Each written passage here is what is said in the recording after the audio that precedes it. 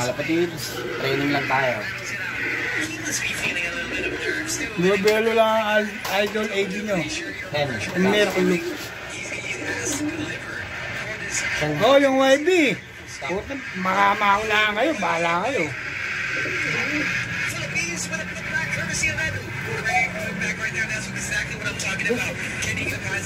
Matigas yung ano niya, binto niya. Takbo niya. Bagal magkarga ng idol nyo. Oh, pakita pa natin ito guys, lugon din oh. Pero malapit na mata. Okay guys. Guys, Shoutout kay Manos. Bagyong ano naman to, Manos. guys, lugon din ako guys. Mga Philippines, nanalo na. Dandan lang. Tama na muna yan, Toy. Tama na yan. Para di sumayad.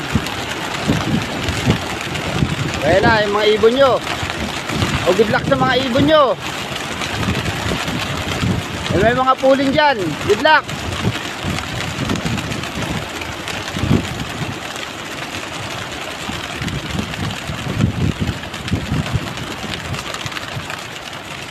Ayan na ha. Ayan na, dire-diretso yung mga ibon nyo.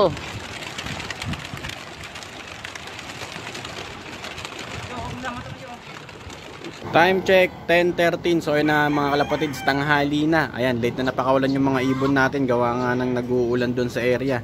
Bali hindi nga pala sa Karanglan napakawalan guys. Bali San Jose Nueva Ecija lang tayo.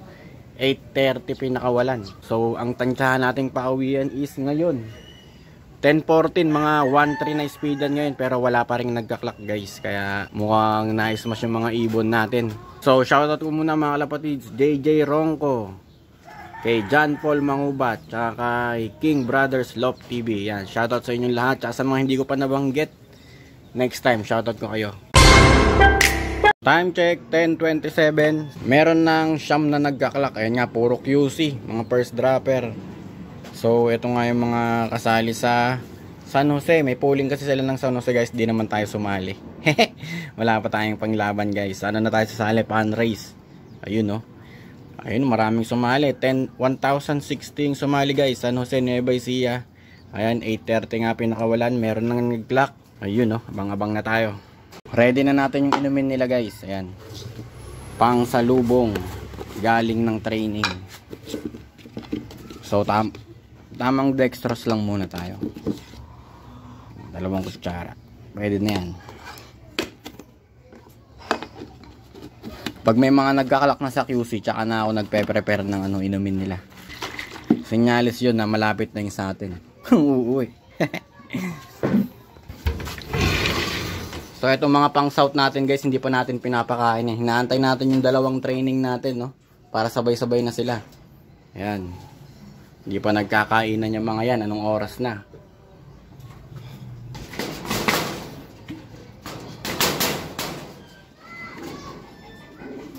Lagay na natin dextrose.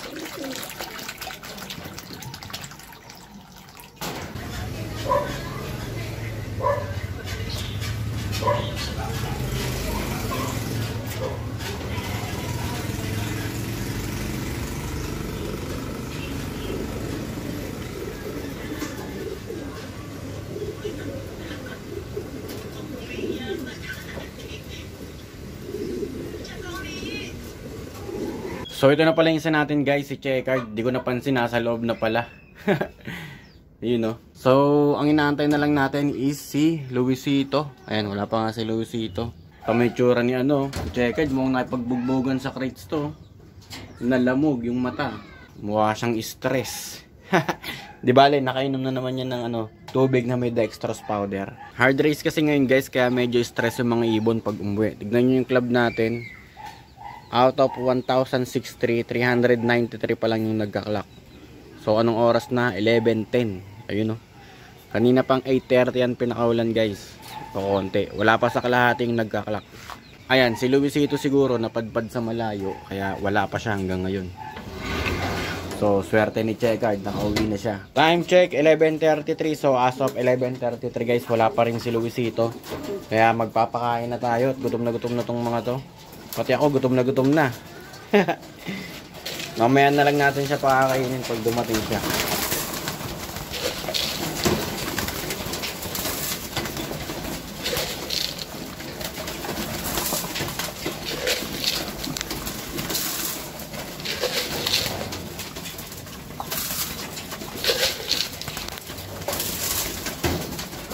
So, yun mga kalapatids, antayin na lang natin si Luisito. Update ko kayo mamaya pag nakauwi na siya. Ayan, sa ngayon, pakainin na natin itong mga South YBs natin. Dahil nagugutom na sila. So, ayun mga kalapatids, bali ito na yung YB na in-out natin, no? Bali, taga Carmona, Cavite nga pala yung nakakuha nito. So, on the way na siya sa Carmona, Cavite. Yun, no? Ito yung anak ni Junior tsaka ni Alphonse Hen. Ayan nga, sunog na blue bar. Manang-mana sa lola nila. Ito yung singsing niya boss, FR, baligtad nga pala, 010342. So ibabox na natin guys. Ayan. Salamat sa tiwala sa ibon natin. Bago natin i-box, bigyan muna natin ng reload para hindi siya stress sa biyahe. Dalawa lang, pwede na yan.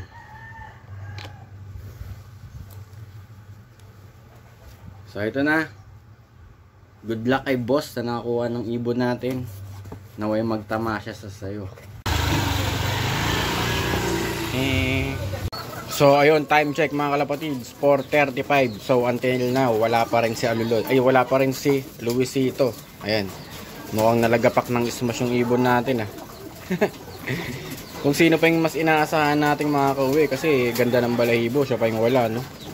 Daig pa siya ni Checard, medyo lugon, yun, no? Ito, yan.